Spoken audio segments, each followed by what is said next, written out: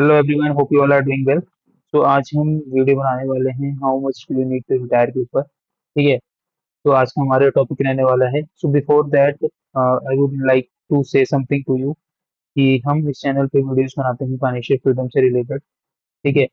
इन videos में आपको वो सारी चीजें मिलेंगी जो आपको बेसिक फाइनेंशियल फ्रीडम अटेन करने में हेल्प कर सकती हैं। ठीक है। बहुत सारे लोगों के पास सैलरीज होती हैं, अच्छी खासी सैलरीज होती हैं, but they do not know कि उन्हें फाइनेंशियल फ्रीडम कैसे अटेन करनी है। ठीक है। It's not just about handling the money, it's about having habits like saving, investment and a proper tracking of your expenses.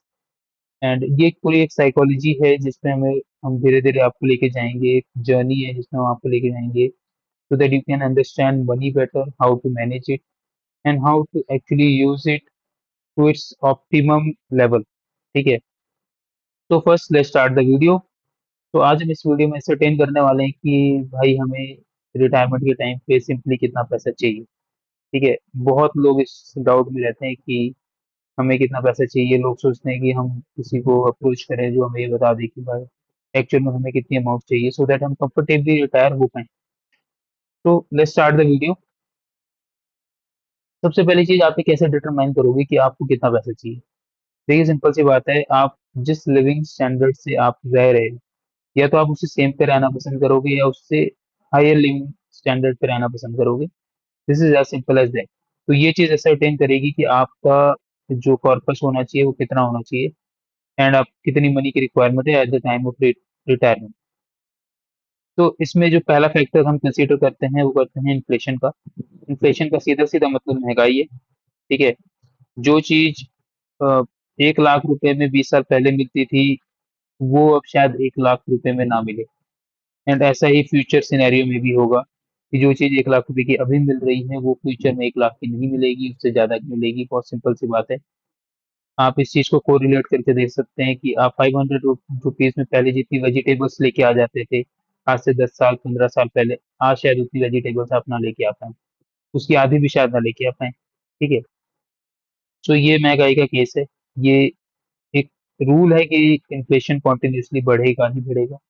तो आपको अपने जो कॉर्पस है, जो आप सेविंग कर रहे हो, उसको उस तरीके से इन्वेस्ट करना है सो दैट आप इन्फ्लेशन को यानी कि महंगाई को बीट करते जाओ। ठीक है। हर साल अगर महंगाई 6% से बढ़ रही है तो आपको एटलीस्ट आपका जो कॉर्पस आपने सेव किया है उसके 6% का रिटर्न आपको गेन करना ही करना है।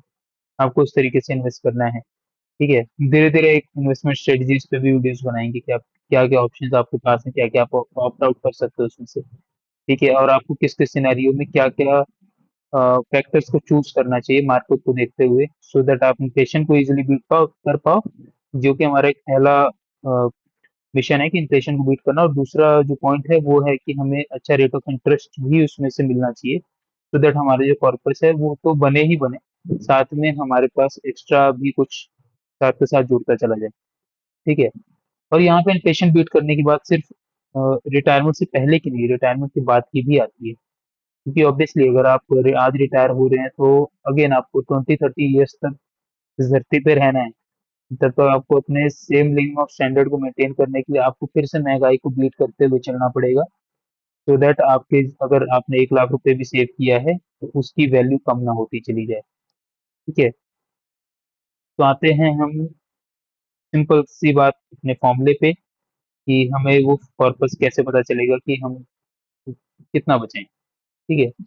तो हमने इसमें एग्जांपल लिया है कि आप सपोज करिए आप 50 ईयर्स में रिटायर होना चाहते हैं, आपकी एज अभी जो भी हो। ठीक है। और आप अपनी रिटायरमेंट पीरियड को 25 ईयर्स कंसिडर करते हैं कि मुझे भाई कम से कम 25 साल में और जीऊंगा रिटायरमेंट के बाद। ठीक है। ये आप अपने हिसाब से ट्वीक कर सकते हैं, आप इसको 20, 30, 40, 50 चाहे जितना ले जा सकते हैं।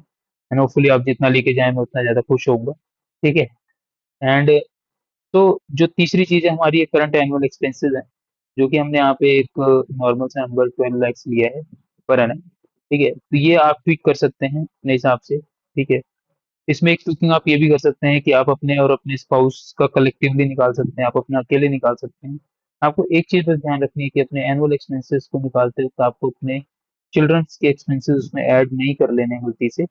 ठीक है। क्योंकि ऑब्वियस सी बात है, जिस टाइम आप रिटायर होंगे तो एक बहुत लाइकली सिनेरियो है कि आपके बच्चे अपने एक्सपेंसेस खुद से मैनेज कर रहे हैं। ठीक है। तो उसमें सिर्फ आपको अपने और अपने स्पाउस के एक्सपेंसेस को ही लेके चलना है।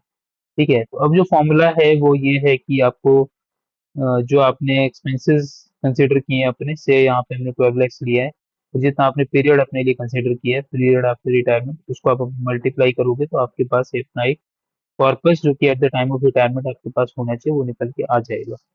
ठीक है। से फॉर इंस्टेंस आपके पास 12 lakhs को हमने 25 से मल्टीप्लाई किया तो 3 करोड़ रुपीज आपके आ गए। एंड अगेन आपके पास एक कॉर्पस इकट्ठा हो गया, आपने इसको सेव कर लिया, इन्वेस्ट कर लिया, बना लिया।